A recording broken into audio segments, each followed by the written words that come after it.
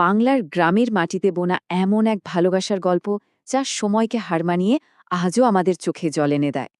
চলুন আজ আমরা একসাথে ডুব দিই পল্লীকবি জসীমউদ্দিনের সেই কালজয়ী সৃষ্টি নকশিকাঁথার মাঠের গভীরে। এটা কিন্তু শুধু একটা প্রেমের গল্প না, এটা হলো আমাদের গ্রামীণ জীবন, তাদের সংগ্রাম আর শিল্পের এক অসাধারণ করুণ দলিল। কি অদ্ভুত মায়া এই দুটো লাইনে, তাই না? পুরো কাব্যটা শেষ করে কবি আমাদের এমন একটা ছবি দেখালেন যেখানে দুটো গ্রাম যেন একে অপরের দিকে তাকিয়ে আছে আর ফিসফিস করে কি যেন বলছে।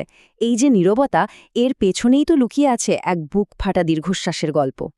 একটা সাধারণ কাথা, কিন্তু এর প্রত্যেকটা সুতোর ফোড়ে ফোড়েই লেখা আছে ভালোবাসা, বিচ্ছেদ আর একটা অনন্ত অপেক্ষার গল্প।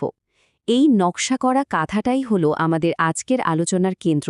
চলুন খুঁজে বের করি এর নকশার আড়ালে কোন কান্না লুকিয়ে আছে। আচ্ছা, এই গল্পের ঠিক কেন্দ্রে আছে দুজন মানুষ, রূপাই আর সাজু। তাদের প্রেমকে ঘিরেই তো পুরো কাব্যটা তৈরি হয়েছে। এমন এক ভালোবাসা যা গ্রামের মাটির মতোই সহজ সরল, কিন্তু যার পরিণতিটা ছিল অনেক বেশি জটিল। একদিকে দেখুন রূপাই, কৃষকের কালো ছেলে, গ্রামের সেরা লাঠিয়াল, যার বাঁশির সুরে সবার মন উদাস হয়ে যায়।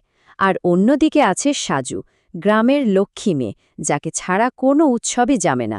দুজন যেন দুটো ভিন্ন জগৎ, অথচ কি আশ্চর্যভাবে একে অপরের জন্যই তৈরি।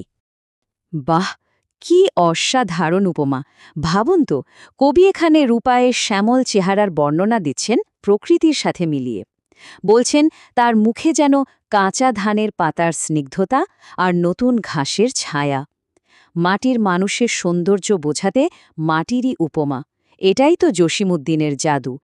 আর সাজু, গ্রামের লোকেরা তাকে এতটাই ভালোবাসত যে তারা মজা করে বলতো, এ তো মেয়ে নয়, যেন একটা হলদে পাখির ছানা, ডানা গজালে হয়তো উড়ে চলে যাবে। এই কথাগুলোর মধ্য দিয়ে সাজুর প্রতি পুরো গ্রামের যে স্নেহ, সেটা একদম স্পষ্ট হয়ে ওঠে। তাদের প্রথম দেখাটাও কিন্তু বেশ ইন্টারেস্টিং। কোনো সাধারণ জায়গায় নয়, দেখা হয়েছিল গ্রামের একটা লোক অনুষ্ঠানে।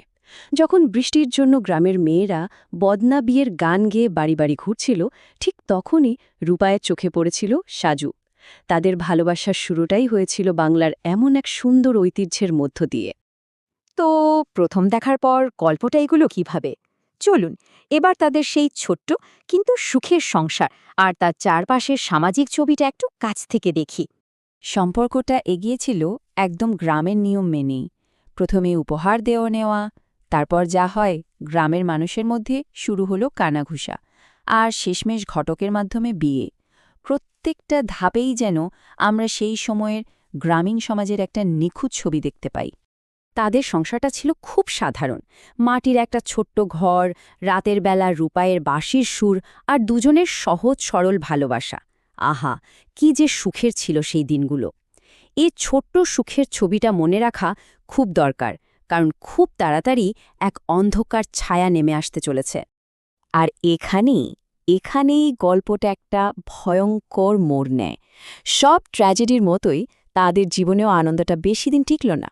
একটা সংঘাত তাদের দুজনকে চিরদিনের জন্য আলাদা করে দিল। কি থেকে কি হয়ে গেল দেখুন। সামান্য একটা জমির ধান কাটা নিয়ে শুরু হলো বিরোধ, যাকে গ্রামের ভাষায় বলে কাইজ্জা। আর গ্রামের সেরা লাঠিয়াল হওয়ায় রূপাইকেই তার দলের নেতৃত্ব দিতে হলো। এই রক্তক্ষয়ী সংঘর্ষের পরে তাকে সাজুকে একা ফেলে রেখে গ্রাম থেকে পালিয়ে যেতে হয়। এই কথাটা রূপাই সাজুকে বলেছিল বিদায়বেলায়।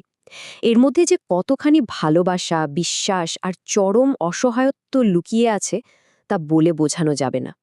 যে আল্লাহ ছাড়া গরিবের আর কেউ নেই, তার হাতেই সে তার সবচেয়ে প্রিয় মানুষটাকে সঁপড়ে দিয়ে যাচ্ছে।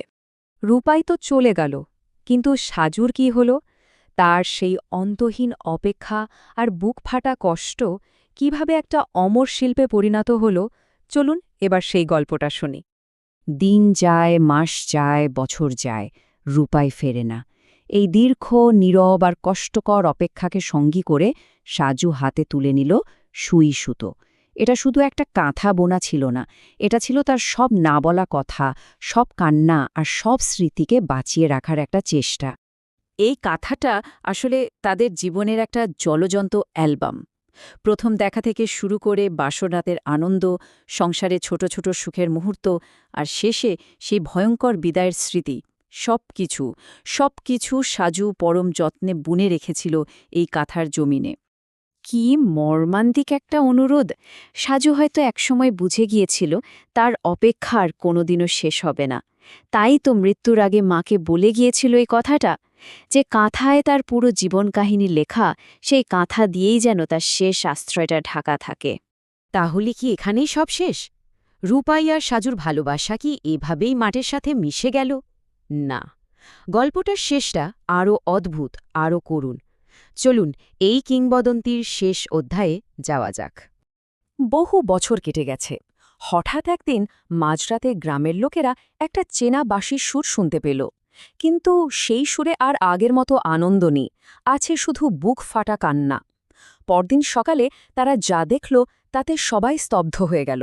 সাজুর কবরের ওপর এক অচেনা লোকের লাশ পড়ে আছে। হ্যাঁ, সেই অচেনা পথিক আর কেউ নয়, সে ছিল রূপাই। জীবনে তাদের মিলন আর হল না, কিন্তু মৃত্যু তাদের এক করে দিয়ে গেল। সাজুর কবরের ওপরে তার নিজের হাতে বোনা ভালোবাসার চাদরটা জড়িয়েই রূপাই তার শেষ আশ্রয় খুঁজে নিয়েছিল। আর এভাবেই একটা ব্যক্তিগত ভালোবাসার গল্প হয়ে উঠল একটা গোটা জাতির করুণ গাথা। এই গল্প এখন আর শুধু রূপাই বা সাজুর একা নয়, এটা এখন সমগ্র বাংলা সাহিত্যের, সব বাঙালির ভালোবাসার এক অমর আখ্যান। শেষ করার আগে একটা প্রশ্ন রেখে যাই। সাজু যদি তার সব দুঃখ আর স্মৃতিকে এই কাঁথায় বুনে না রাখত, তাহলে রূপাই আর সাজুর এই গল্পটা কি আমরা কোনোদিন এভাবে জানতে পারতাম? শিল্প কি তাহলে আমাদের ব্যক্তিগত কষ্টগুলোকে সবার কষ্টে পরিণত করার এক আশ্চর্য মাধ্যম? ভাবনার অবকাশ রইল।